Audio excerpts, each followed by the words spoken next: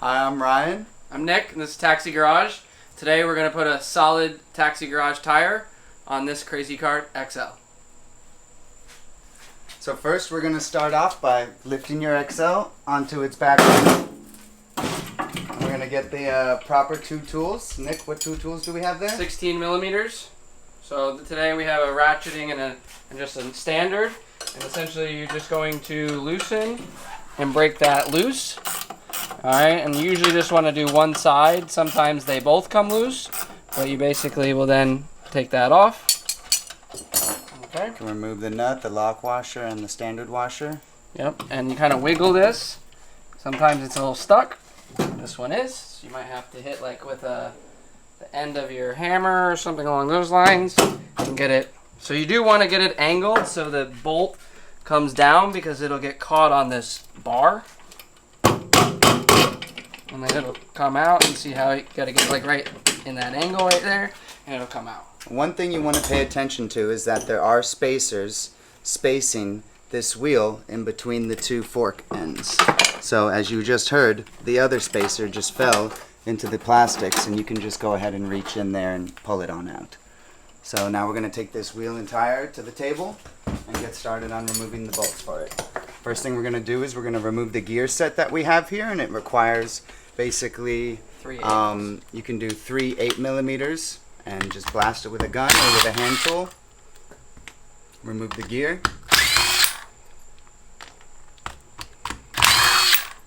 Keep track of all the lock washers and everything. You wiggle it, pops right off.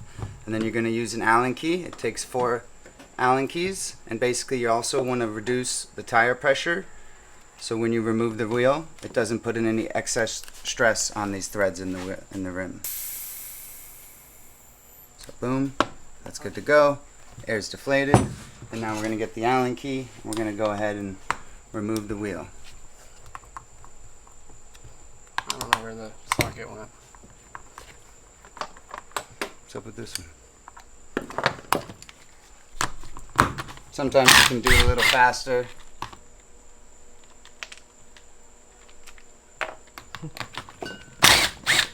Might not always work as you plan. Oh, this one's extra sticky.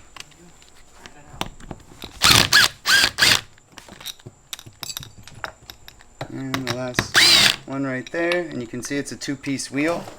And basically, once you remove it, you'll see the old tire just comes right off. The inner tube stays within it. And basically, you're going to make sure you keep this spacer standing upright. And a trick that we use here at Taxi Garage is that when we're reassembling these tires, we tend to wipe this tire down first. So Nick, I'm going to give it a quick wipe down, just to remove any grease or residue. Get a nice tight fit. The wheel? So we wipe down the wheel face as well. This is just standard brake cleaner that we're using here tonight to remove any grease or residue or dirt and debris, because as you tighten this tire, this clamps down in between the two.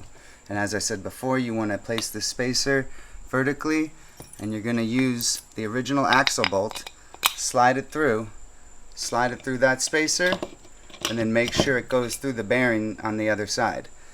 And then, to be fancy, we try to line up the hole where the original air stem came out of and line it up with the bottom rim's half. And to reassemble, you're actually going to want to squeeze these together and hand thread these bolts. So you can go ahead and ensure that you're not going to strip the threads if you just, tighten them slowly by hand.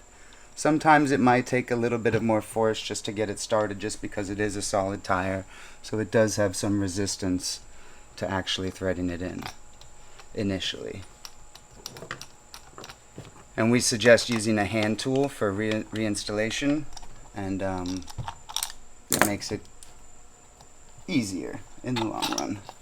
So you push the axle bolt through a little deeper, squeeze the rim, and you should be able to catch the threads. I can feel it's caught the threads on that spot. So now I'm going to grab another bolt, another lock washer, get it started here. I can tell it's going to thread easily now because I've already gotten 2 partially threaded Do the same thing, bolt, lock washer, good to go. And then obviously with anything that you're compressing, you want to evenly distribute the load by evenly tightening and snugging these bolts up kind of in a sequence. You don't want to fully tighten them.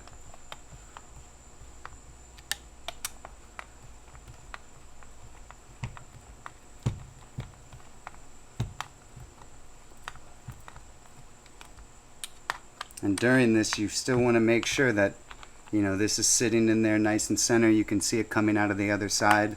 This ensures that everything lines up perfectly. So when the wheel is fully tightened, the axle bolt will slide out perfectly.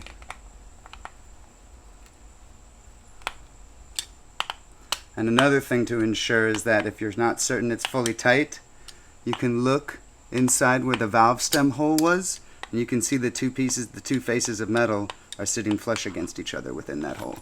And now that it's fully tight, the axle bolt slides perfectly through, and you can see the spacers sitting in there vertically, and we're good to go to put the gear back on. So I'm going to pass this over to Nick, and we'll get Nick to finish this up here, and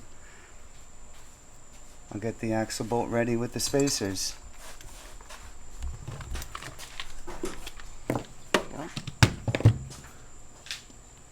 Oh, take that. So, this one also kind of going back together, you know, these are very small bolts, so you don't want to hammer it with your impact. They're little 8mm heads here. You know, I've seen a lot of this where the wheel will actually be stripped, so when you put this together, you want to make sure that these tighten fully up against it. Now, it doesn't need a lot of force. You just snug them, but it is a common thing if you hit a lot of stuff, which, you know, happens, they will strip in the aluminum wheel. So we do have this full assembly that if you need that, it's not available on our website. But those all tightened up nicely, so this wheel is perfect, and we're ready to go back on the cart. So one trick that we always do, because there's a trick to getting the axle bolt and the chain and everything back in there with the spacers, is that we loop the chain over the inside of the gear. So now that it's basically sitting free just like that. Then you want to start from one side with this facing vertically, and you want to slide a spacer in through one end. Then you take your axle bolt, feed it through, wiggle the spacer a little bit.